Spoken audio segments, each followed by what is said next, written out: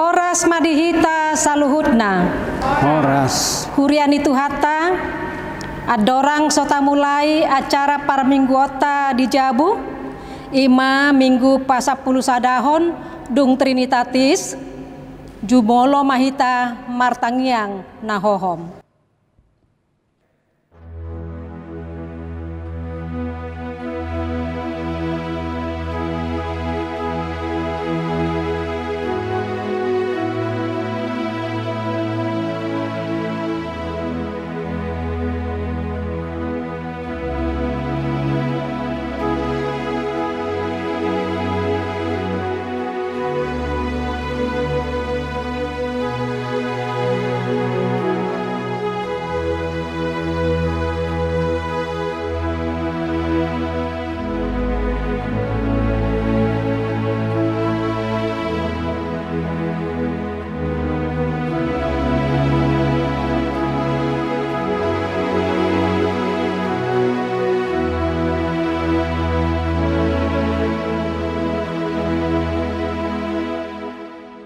Amen.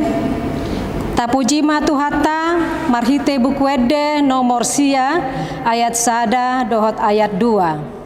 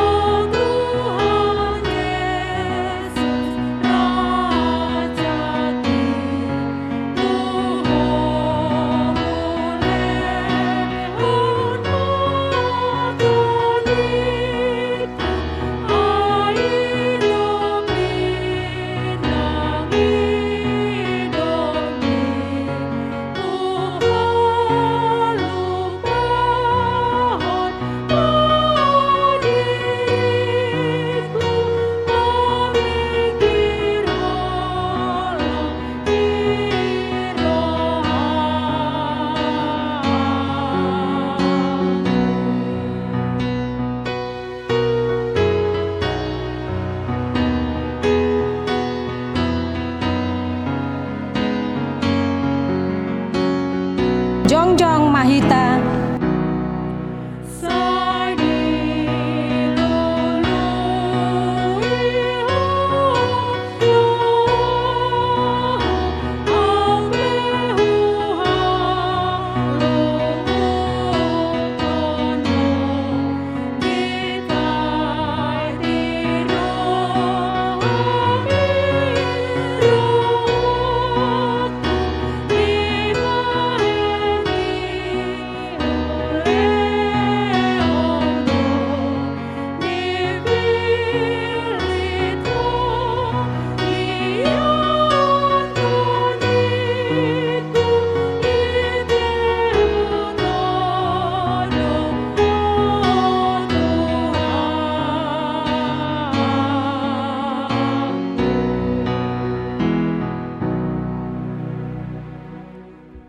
Marhite-hite guar ni debata ama.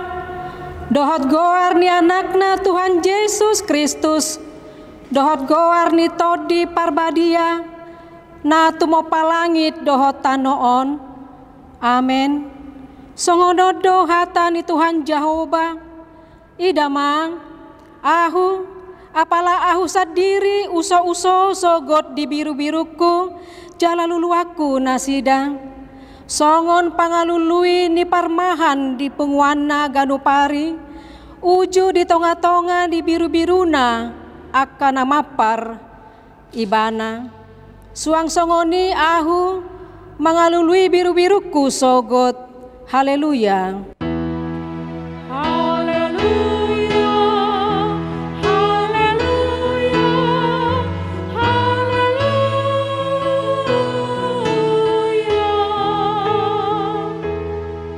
Martangi yang mahita, Ale Tuhan debata pargogo na sohatu dosan amanami na di banua gijang moliate marohanami tuho ala dilehonho anakmu nasasadai tuhami jala di palua ho hami sian gom-goman ni si bolis hupangido hami tuho sayramoti mahami di bagasan hatam asa margogo hami jumpa masa hasusaan dohot haguguton sesa madosa nami dohot pangalawasyon nami di hatam nabadiai sai parbadiai marohanami marhite-hite todim jala pamasuk hami tuhangoluan sogot asa pujion nami ho disiro disaleleng nileleng na marhite-hite Tuhan Yesus Kristus Tuhan nami. Amen. Hudul mahita. Tapuji Tuhata marhite bukwede nomor 500 ono puluh pitu ayat sada.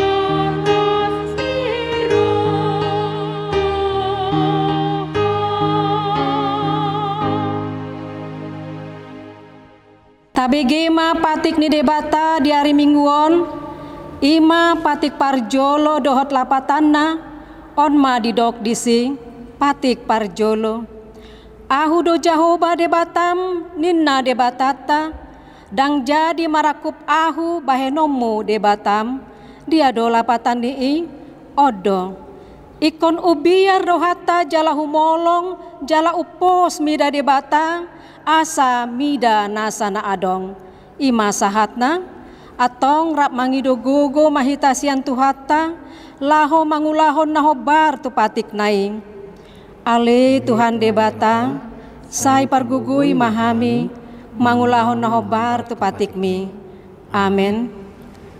Maredehita sian bukwede nomor 197 ayat sada dohot ayat 2.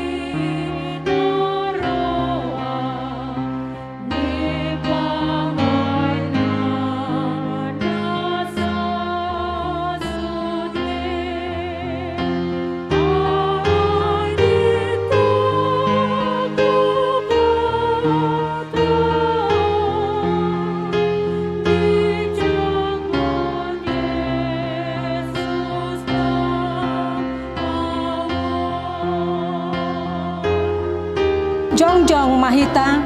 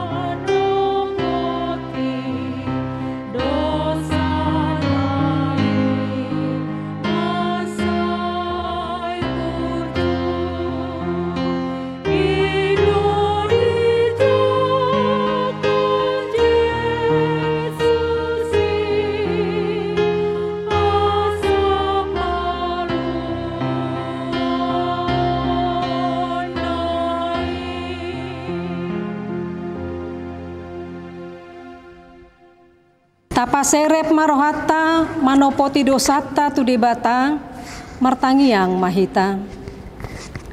Ale Tuhan debata pargogo nasohatu dosan jala amanami hujau hami dogwarmu nabadiai alana targogot hami marningot dosa nami sai marasi niroha mahomi dahamion o Tuhan Yesus Kristus anak ni debata nagabe jolma alani hami namate jalana hehe sian namate nama naik tu badua gijang doho mangodihon hami asi roham dihami saya patok tong ma dihami roha hamaulia teot tuho o ton di porbadia pangapul dinamarsak roha pamalum masa luhut na birnit binahen ni dosa nami Roma ho mangingani hami asa marlas ni roha hami mangulahon lomo ni roham hodo parhitean ni nasa asi ni roha say unang tulak hami say tangihon mahami ho ale debata ama anak dohot todi parbadia amen.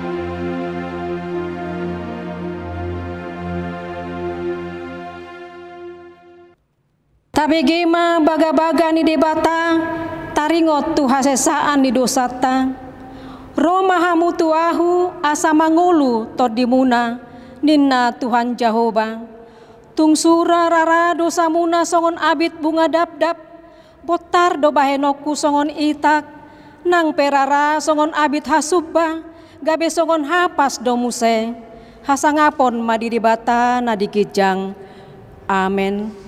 Hudul mahita maredehita sian buku ede nomor 220 sada ayat sada dohot ayat tolu.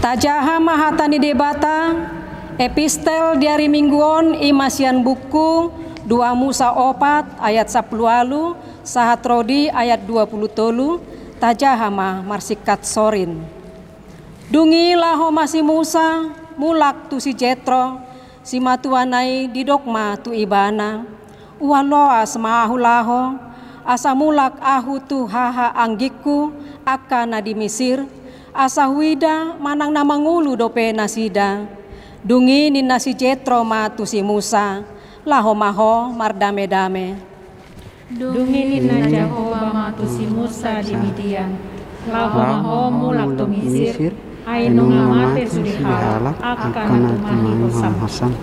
Jadi dibuan si Musa majol mana dohot aka anakna jala dipahudul nasida tu halode asa mulak tu tano Mesir.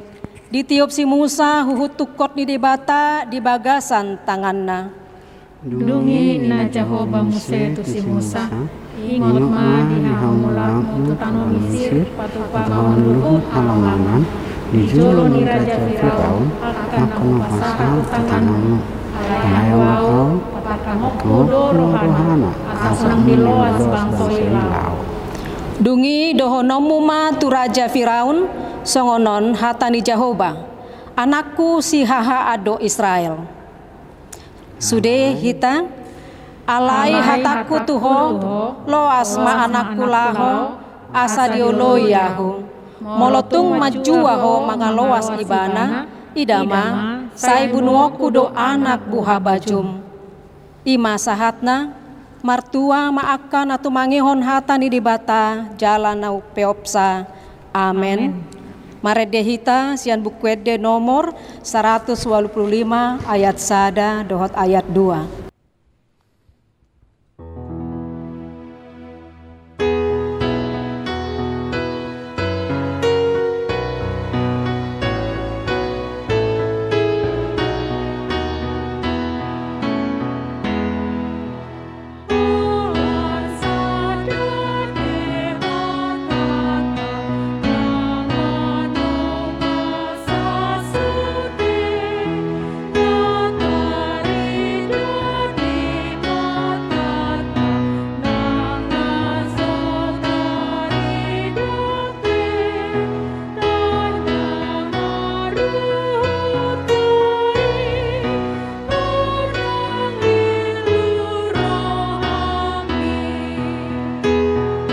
Jongjong Mahita.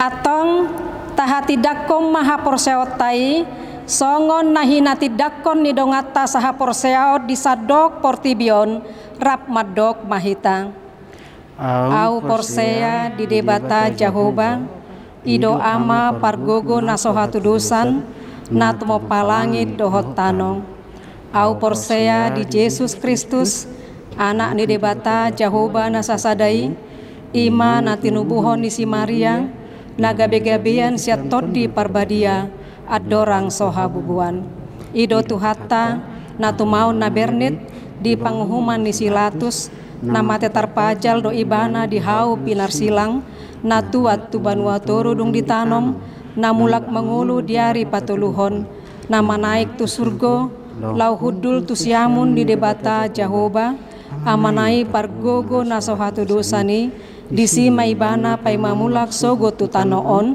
manguhumi halak na mangulu dohot namate au porsea ditodi parbadia jala adong sada huria nabadia huria hato panialak Kristen akka nabadia dohot dihasesaan di dosa dohot dihatai namadok mulak mangulu do sogot daging ni halak nang mate dohot dihanguluan nasora suda. Amen. Hudul Mahita.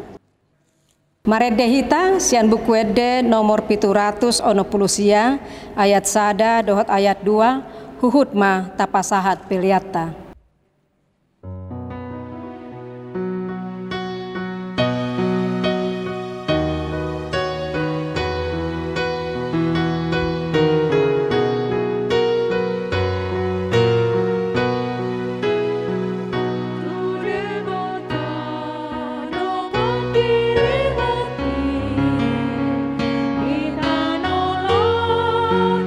Awan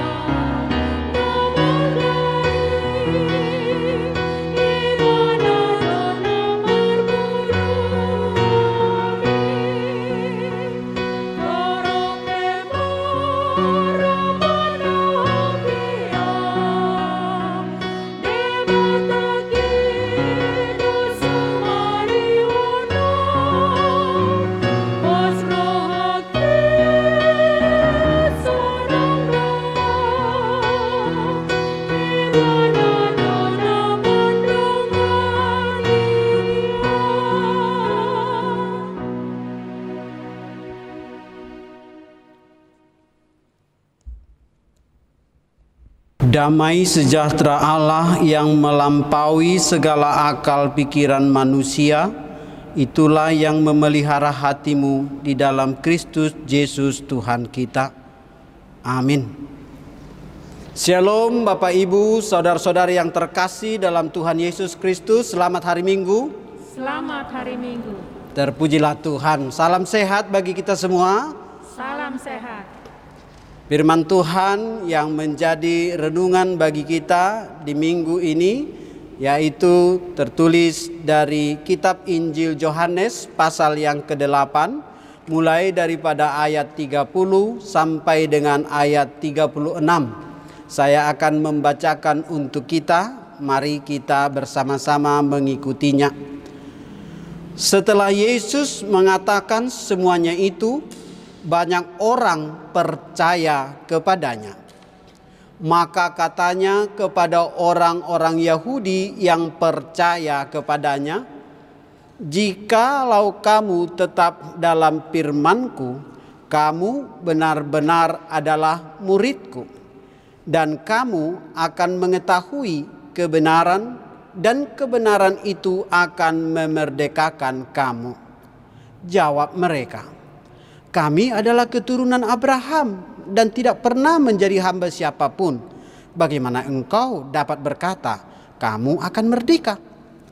Kata Yesus kepada mereka, "Aku berkata kepadamu, sesungguhnya setiap orang yang berbuat dosa adalah hamba dosa.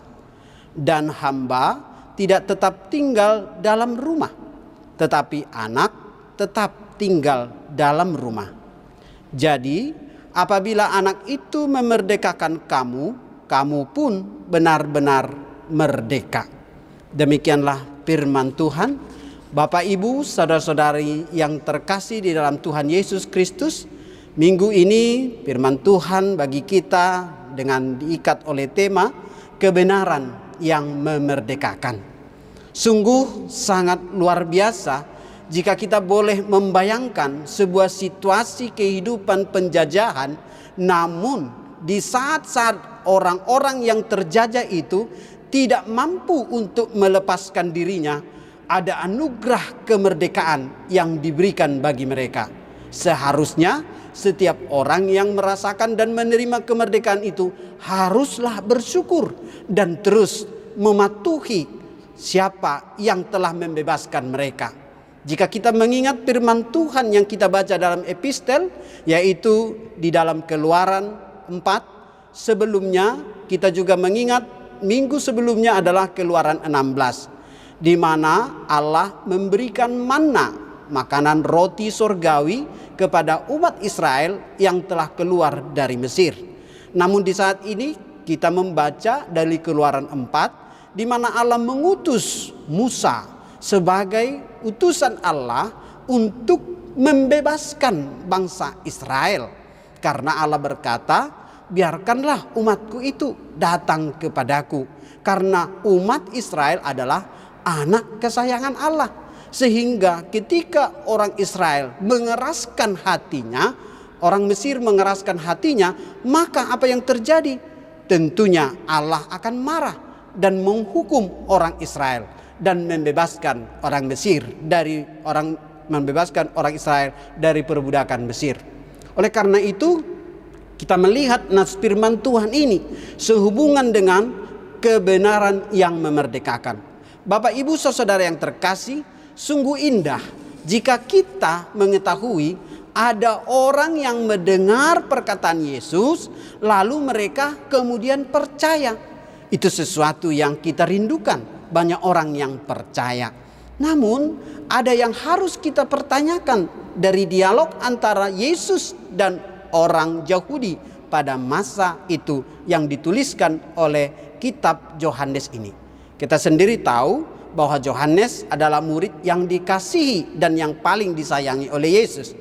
Oleh karena itu, jika di dalam Injil Yohanes dikatakan di ayat yang pertama, pasal pertama, pada mulanya adalah firman, dan firman itu bersama-sama dengan Allah, dan firman itu adalah Allah, dan di dalam kealahannya Yesus turun menjadi manusia, yaitu firman Allah, hadir di tengah-tengah kita untuk memerdekakan dan membebaskan setiap orang yang diikat oleh dosa. Firman ini sesungguhnya tidak terlepas dari penjelasan itu, di mana di pasal sebelumnya bahwa Yesus telah membebaskan banyak orang untuk mereka boleh merasakan kuasa Tuhan Yesus Kristus. Dan itulah yang menjadi ayat pijakan kita bagi saat ini, jika kita melihat bahwa ada orang yang percaya setelah Yesus memberikan mukjizat kepada orang-orang yang sedang mengalami penderitaan dan jajahan di masa itu oleh penjajahan Romawi. Bapak Ibu saudara yang terkasih, jika kita mengetahui bahwa dialog ini sesungguhnya sebagai peringatan kepada kita, karena apa? Ternyata dalam kehidupan orang percaya ada orang-orang yang hanya sekedar percaya. Bisa kita sebut memiliki iman, tetapi iman yang buta. Bahkan ada yang disebut dengan memiliki iman kepercayaan yang hanya mengandalkan akal pikiran saja. Bahkan ada yang mengandalkan iman hanya untuk kebutuhan-kebutuhan sesaat dan sementara. Oleh karena itu Yesus mengingatkan kita melalui nats firman Tuhan ini, janganlah kita mengikuti pola-pola yang tidak Tuhan inginkan. Apa kata firman Tuhan pada saat ini?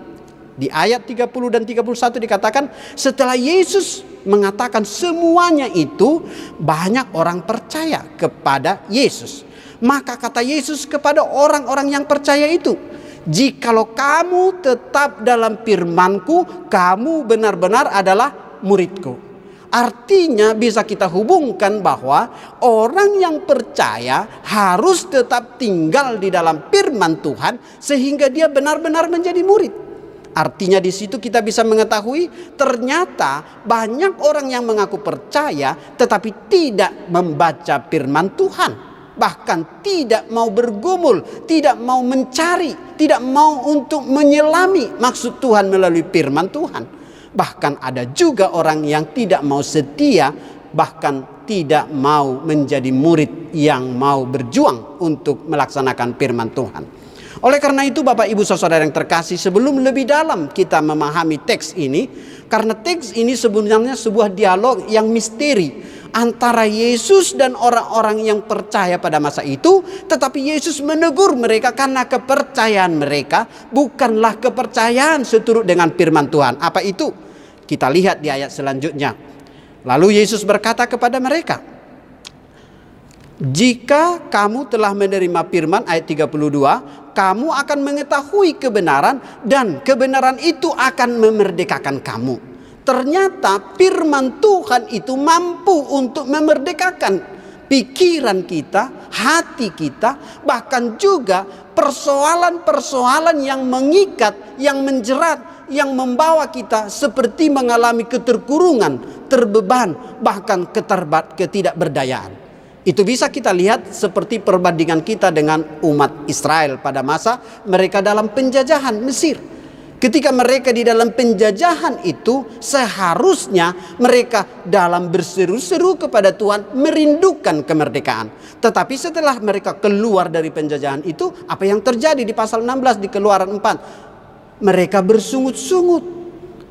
Keluaran 16 mereka bersungut-sungut. Itu artinya mereka tidak bersyukur bahwa Tuhan telah memerdekakan mereka.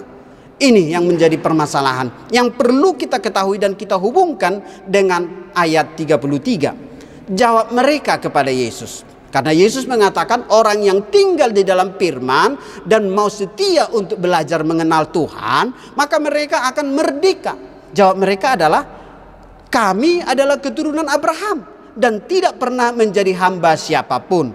Bagaimana mungkin engkau berkata kami adalah harus merdeka? Lalu ada dialog yang seolah-olah menolak. Kenapa menolak? Padahal Yesus mengajari mereka untuk mau tinggal di dalam kehendak Bapa. Persoalan yang lain mereka mengatakan, kata Yesus kepada mereka, aku berkata kepadamu sesungguhnya setiap orang yang berbuat dosa adalah hamba dosa. Dan hamba tidak tetap tinggal di dalam rumah, tetapi anak tetap tinggal di dalam rumah. Karena apa? Karena mereka mengandalkan nenek moyang mereka Abraham. Mereka mengatakan kami adalah keturunan Abraham. Sekarang mari kita belajar apa sesungguhnya persoalan ini. Persoalannya adalah mereka mengandalkan iman yang merupakan tradisi. Mungkin dalam kehidupan kita bisa katakan dari mulai saya lahir saya sudah Kristen. Orang tua saya aktivis gereja. Bahkan opung saya adalah pelayan gereja. Mungkin juga sintua, mungkin juga pendeta dan lain sebagainya. Dan itu diandalkan sebagai pertanda bahwa dia adalah orang yang merdeka. Orang yang tidak berdosa. Tetapi Yesus berkata tidak demikian. Kalau persoalan dengan iman, itu tidak persoalannya dengan warisan. Tetapi itu adalah merupakan keputusan pribadi. Bukan karena kita dahulunya adalah orang yang Kristen. Tetapi untuk menerima Tuhan, itu adalah keputusan pribadi yang harus diambil. Dan bukan karena melihat siapa dulu kita latar belakangnya, orang tua kita, mungkin keluarga kita, mungkin juga kehidupan kita yang bisa kita sebut kehidupan rohani. Itu bukan menjadi jaminan. Bapak Ibu saudara yang terkasih, kita boleh melihat bahwa dalam sebuah penelitian yang dilakukan oleh James Fowler, seorang teolog dan juga psikolog, meneliti perkembangan iman daripada orang percaya. Ada 7 langkah yang dia sampaikan sebagai sebuah proposalnya. Yang pertama dia katakan bahwa ada orang yang mencoba memiliki imannya secara dasari, elementary. Artinya dia hanya mengandalkan bahwa dia adalah seorang yang dilahirkan sebagai orang Kristen. Bahkan Mazmur Daud berkata, sejak dalam kandungan pun aku tidak berdosa. Artinya orang yang baru lahir Kristen pun itu bukan jaminan bahwa dia memperoleh keselamatan. Orang yang mengandalkan iman yang sedemikian ini belum mengenal Tuhan sekalipun dia mengatakan percaya dan Kristen. Yang kedua, ada orang yang memiliki kepercayaan intuitif, proyektif. Dia mau mengatakan bahwa dia melihat bahwa dengan mengikuti kegiatan-kegiatan rohani itu sudah sebagai tanda bahwa dia orang percaya. Dengan aktivis gereja itu sudah menandakan bahwa dia adalah orang yang percaya. Dengan memberi sumbangan itu menandakan bahwa dia adalah orang percaya. Bukan seperti itu yang Tuhan katakan. Kita lihat orang Farisi, orang Saduki. Mereka itu orang yang taat, memberi perpuluhan. Senin Kemis mereka berpuasa. Bahkan mereka berusaha untuk tidak melakukan tindakan-tindakan pelanggaran agama. Bahkan mereka berusaha untuk membagi hasil jintan atau bahkan jelai. Mereka berusaha taat dengan memberikan perpuluhan dari hasil tanaman mereka. Tetapi hal-hal pokok untuk mengasihi orang tua, bahkan juga untuk menghormati orang tua mereka abaikan. Itu bukan yang Tuhan perintahkan. Oleh karena itu intuitif proyektif ini adalah iman yang hanya melihat dari luar saja. Makanya Yesus menegur orang Farisi itu, kamu seperti kuburan yang dilabur putih atau yang dicat putih dari luar tetapi di dalamnya busuk seperti kerangka. Yang ketiga, iman yang harfiah. Ini juga perlu dikoreksi. Apa kata pendeta itu yang benar, atau apa kata pelayan itu yang benar. Padahal belum tentu semua kata-kata itu belum tentu benar. Istilahnya kalau kita lihat ada pelayan-pelayan sekarang ketika mau berkhotbah buka jas. Akhirnya para pelayan lain ketika mau berkhotbah ikut buka jas. Itu bukan sesuatu yang perlu ditiru sebagai bagian dari bentuk iman, bukan. Tetapi bagaimana kita mengaplikasikan iman? Kalau percaya dengan harfiah seperti ini, makanya dikatakan jangan terlalu harfiah. Apa yang dikatakan ayat firman langsung itu ditempelkan dalam hidupnya. Makanya ketika dikatakan dalam firman Tuhan, ketika dia mengambil satu ayat, tinggalkanlah seluruh keluargamu, lalu dia laksanakan, langsung dia tinggalkan keluarganya. Itu bukanlah sebuah tindakan iman. Itu adalah tindakan yang konyol karena dia tidak memahami firman Tuhan. Yang keempat, yang berupa konvensional, berubah untuk merubah. Jadi dia berusaha berubah dengan imannya, berubah. Tetapi dia belum memiliki pengetahuan. Tahap ini sebenarnya tahap awal kedua. Karena dia sudah mulai belajar percaya, terima Yesus, tetapi dia belum tahu caranya bagaimana. Yang kelima adalah reflektif. Dia berusaha untuk merefleksikan imannya. Disinilah letak dari murid-murid Yesus. Mereka menerima firman yang disampaikan Yesus dan mereka berusaha untuk merefleksikan seperti kita sekarang. Kita mau mendengar khotbah, kita mau mengerti firman Tuhan, namun kemudian kita merefleksikan. Bukan menolak, bukan mencari alasan, bukan membenarkan diri seperti orang-orang Yahudi yang pada saat itu berdialog dengan Yesus. Kita tahu bahwa mereka memang adalah keturunan anak Abraham. Tetapi mari kita ingat, ada satu nats firman Tuhan di dalam Lukas 16. Di sana ada kisah tentang orang kaya dan Lazarus yang miskin. Di dalam teks itu ayat 22 dan 24 sangat jelas dikatakan, ketika kedua-duanya mati, orang miskin itu berada di pangkuan Abraham. Karena apa? Selama hidupnya dia tulus dan dia tidak berbuat jahat. Setelah dia mati, dia hidup bersama dengan nenek moyangnya Abraham sebagai orang percaya. Namun orang kaya itu selama hidupnya dia tidak pernah menghargai orang, termasuk orang miskin itu. Bahkan mungkin ada hidupnya yang menyiksa para pelayan-pelayan atau para pekerjanya. Setelah dia mati, kemana tempatnya? Ke alam baka. Di situ dia berkata kepada Bapak Abraham, tolonglah, suruhlah si Lazarus memberikan aku sedikit air. Artinya di situ, Bapak Ibu saudara yang terkasih, keturunan Abraham pun masuk neraka. Jadi orang Yahudi ini mengandalkan dirinya sebagai keturunan Abraham. Kita juga sebagai orang Kristen tidak bisa mengandalkan bahwa kita adalah orang Kristen, lalu kita katakan semerta-merta bahwa kita tidak perlu untuk seperti Kristus. Ya sudahlah, hanya mereka-mereka saja yang terlalu bibelon yang perlu untuk menghidupi PA, PHD, bahkan ikut pertanyaan. Bukan. Karena pertanyaan, PHD, pelayanan itu bukan karena kita ingin menunjukkan kesombongan diri kita, tetapi menunjukkan ketaatan kita kepada Tuhan. Itu iman yang reflektif. Dia mampu untuk merefleksikan. Bahkan lebih tinggi lagi bisa mengkonsolidasi. Ketika ada COVID, dia bisa melihat bagaimana Tuhan bekerja di COVID itu. Bukan melihat iblis berkuasa atas COVID itu, bukan. Itulah yang disebut dengan iman konsolidasi. Mampu memasukkan iman untuk mengatasi persoalan hidupnya, persoalan ekonominya, persoalan kantornya, persoalan rumah tangganya. Karena dia tahu iblis sedang berjuang untuk menghancurkan rumah tangganya. Iblis sedang menggoda dirinya untuk tidak mau taat, datang beribadah, berdoa, mendengar firman Tuhan. Bahkan ketika berdoa dia ngantuk. Tetapi ketika pun dia ngantuk, dia mau sadar, Tuhan tolong aku. Aku orang lemah, tubuh ini lemah, tetapi roh menyala-nyala. Izinkan Tuhan untuk bekerja melalui firman-Nya. Dan yang terakhir dikatakan di sini, eksistensial.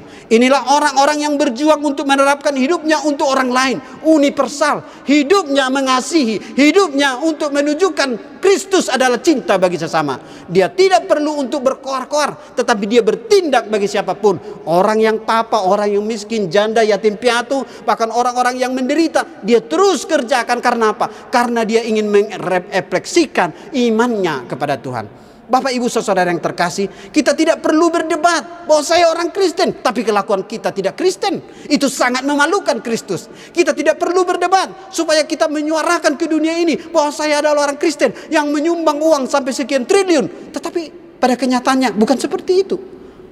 Kita perlu menyaksikan kasih Kristus dengan perbuatan-perbuatan baik, dengan contoh-contoh, dengan tindakan-tindakan yang nyata. Dan itulah sesungguhnya yang Tuhan inginkan. Jadi oleh karena itu Bapak Ibu saudara yang terkasih, kebebasan kita, kemerdekaan kita di dalam Tuhan adalah kemerdekaan untuk menunjukkan bahwa Tuhanlah yang membebaskan kita. Bagaimana Kristus dengan kasih-Nya dengan luar biasa menyambut kita di atas segala kelemahan dan keterbatasan kita.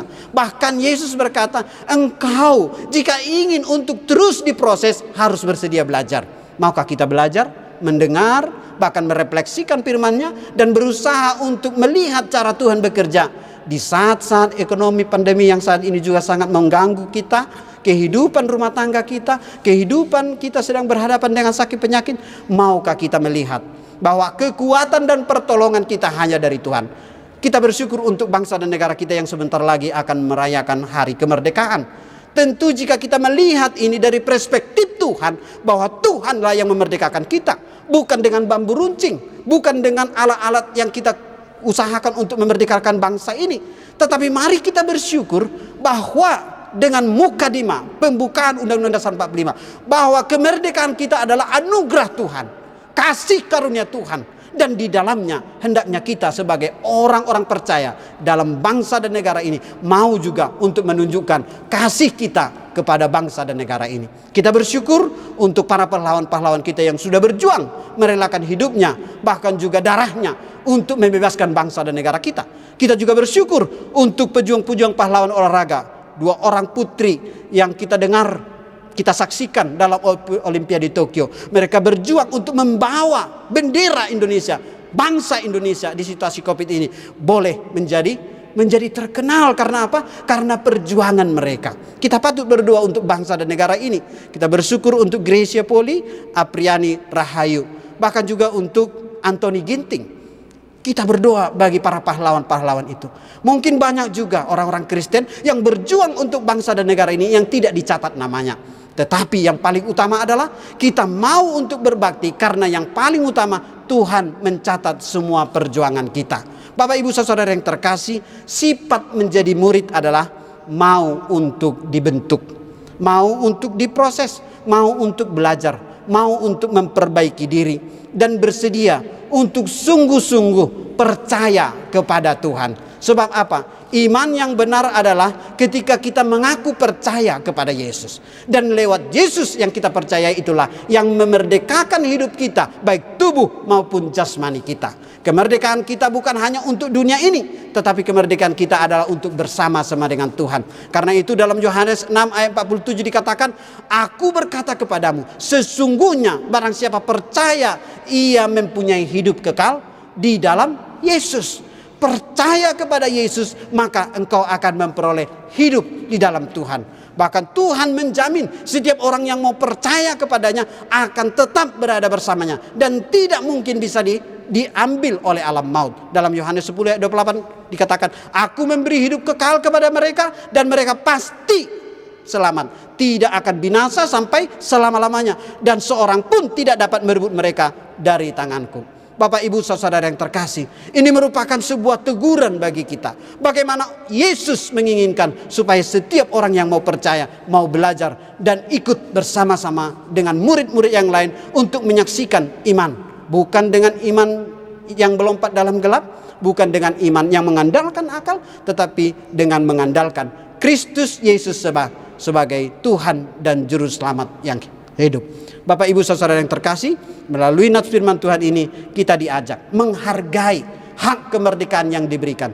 Jangan seperti umat Israel yang bersungut-sungut sehingga mereka dibinasakan, tetapi mau bersyukur, mau memperbaiki diri, mau untuk merespon dengan karya-karya yang bisa memuliakan nama Tuhan. Bahkan kita mau mengenal kebenaran itu, sekalipun mungkin kebenaran itu harus mengoreksi kita. Seperti kita tanah liat dibentuk oleh sang penjunan, dibentuk seperti keramik. Kalau tidak sesuai dengan sang penjunan, dia akan diperbaiki lagi. Mari kita mau diproses, diperbaiki oleh Tuhan dari keterbatasan kita untuk tetap percaya dan berjalan bersama Tuhan.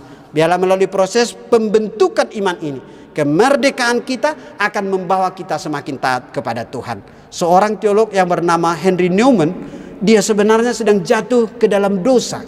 Tetapi sekalipun dia seorang teolog dan membuat tulisan-tulisan yang sangat banyak, dia tetap bergumul bagaimana supaya dia merdeka. Bapak Ibu Saudara yang terkasih, mungkinkah seorang teolog, seorang pendeta jatuh ke dalam dosa? Mungkin. Tetapi ada upaya di mana dia ingin menggunakan kuasa Tuhan untuk menolong dirinya. Lalu apa yang terjadi? Dia pergi ke Toronto, lalu dia berusaha untuk merawat orang-orang difabel. Ketika temannya menelepon dari negara asalnya, saya mau datang berjumpa denganmu. Jawabnya, iya boleh, silakan. Tetapi setelah temannya datang berjumpa jam 7, dikatakan, maaf ya sebentar, saya masih ada urusan. Temannya menunggu di ruang tunggu jam 7 sampai jam 8, 1 jam, belum juga bisa keluar. Jam 9 belum juga, jam 10 belum juga, jam 11 baru dia keluar. Lalu setelah dia keluar, dia katakan, maaf ya, kalau saudara menunggu saya terlalu lama. Tapi Bapak kan seorang doktor, profesor di universitas terkenal di Amerika. Kenapa sampai begini tidak tepat waktu? Dia bilang, inilah proses saya untuk semakin dekat kepada Tuhan. baru dia kasih tahu di kamarnya dia tidur bersama dengan difabel. Dia harus membangunkan difabel ini, memandikannya, bahkan segala kotorannya harus dibersihkan, mensikat giginya, merapikan rambutnya, memberi dia pakaian, menyuapi vitaminnya, bahkan juga memberi suapan-suapan yang bisa membuat dia untuk bisa sehat kembali. Ini difabel dari mulai lahir sudah cacat sampai dia akhirnya udah usia dewasa. Bapak Ibu Saudara yang terkasih, bisakah kita melihat seorang yang bisa kita sebut seperti Nikodemus mau belajar untuk mengenal Tuhan? Apakah kita ini mau belajar untuk mengenal Tuhan? Mari, kita perlu belajar, sekalipun mungkin kita sudah memiliki pengetahuan yang banyak di dunia ini, tapi belajar tentang Tuhan adalah belajar yang terus-menerus, long education. Terus belajar untuk membangun iman, meneguhkan kasih, dan membuktikan kita mencintai Kristus dengan setulus hati. Biarlah kita menjadi orang-orang yang merdeka, bebas di dalam Tuhan, dan mampu untuk menyaksikan Kristus dengan kemerdekaan kita. Terpujilah nama Tuhan, mari kita berdoa. Bapa di sorga, kami bersyukur Tuhan untuk kasih setiamu yang Tuhan curahkan bagi kami. Kami berterima kasih untuk kemerdekaan yang Tuhan berikan bagi kami saat ini, karena kami mengalami sebuah kemenangan atas penjajahan yang dialami oleh bangsa kami. Dan kami sebentar lagi akan merayakannya. Dan biarlah seluruh bangsa Indonesia boleh merayakan kemerdekaan itu dengan satu ucapan syukur bahwa kami harus mengisi kemerdekaan ini dengan karya-karya di mana kami bisa berbakti lewat pekerjaan kami, lewat studi, lewat rumah tangga, lewat aktivitas kami, bahkan lewat pelayanan kami dimanapun kami berada. Lihatlah jemaat-Mu saat ini Tuhan yang berada di tempat masing-masing. Biarlah kami juga boleh merasakan kemerdekaan di dalam Kristus yang membebaskan kami dari dosa dan maut.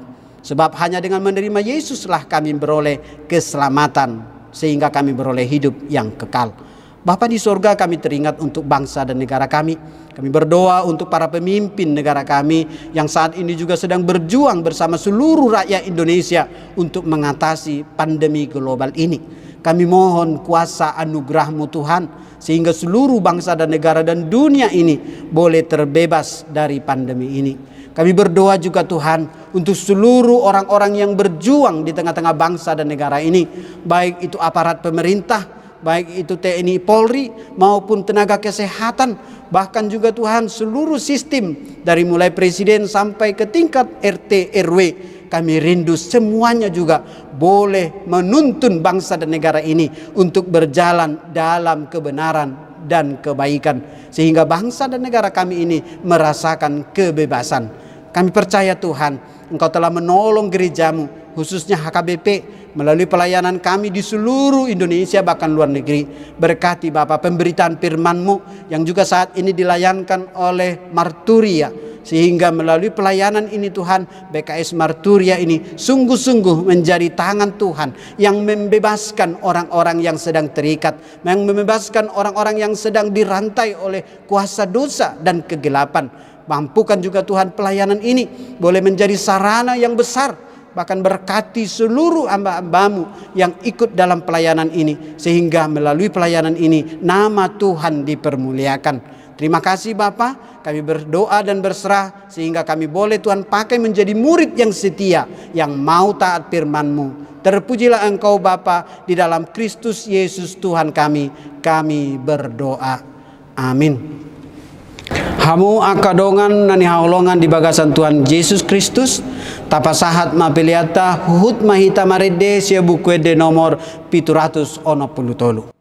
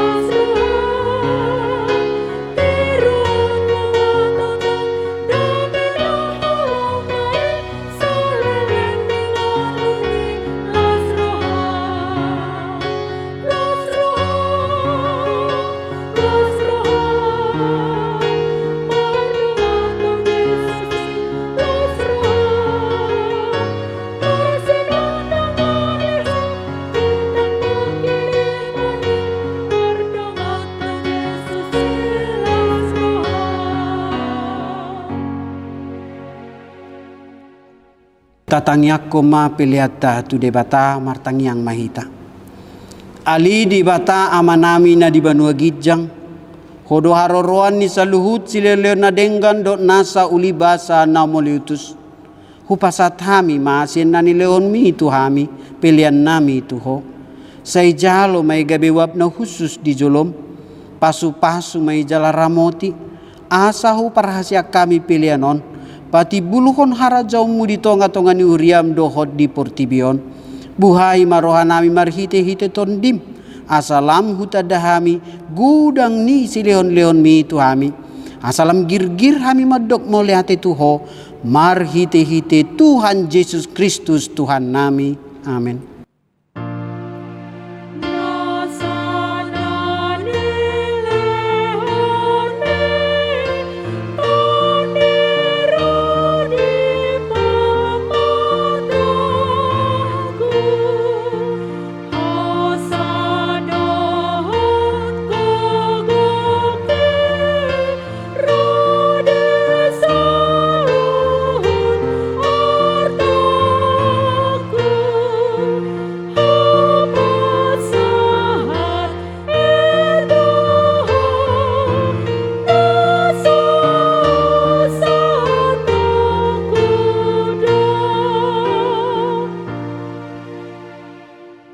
Ali amanami na di Banua Gijang, say pinarbadia maaguarmo, say Roma harajomu, say South malomani roham di Banua Tongaon songon na di Banua Gijang, lehon matuhami sa darion hanguluan siya pari. Sisa madosa nami songon panesa nami di dosa ni dongan na mardosa tuhami. Unak kami togihon tu pangunjunan, palua mahami sian pangago.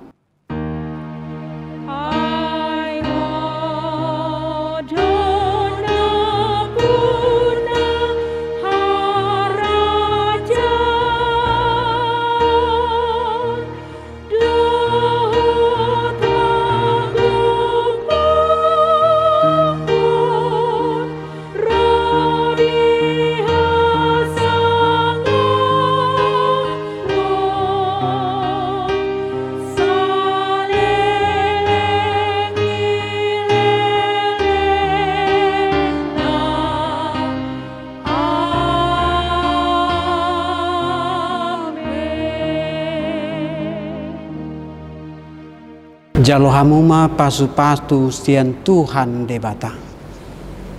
Di pasu-pasu jala diramoti Tuhan debata maho. Disondakon Tuhan debata ma bohina tuho jala asima rohana midaho. Didopakon Tuhan debata ma bohina tuho jala di pasaorhon madamena tuton di munabe. Amin.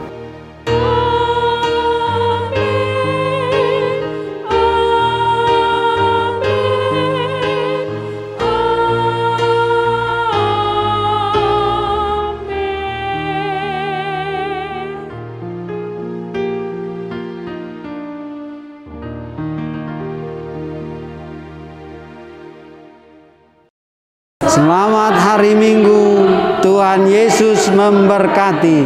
Merdeka!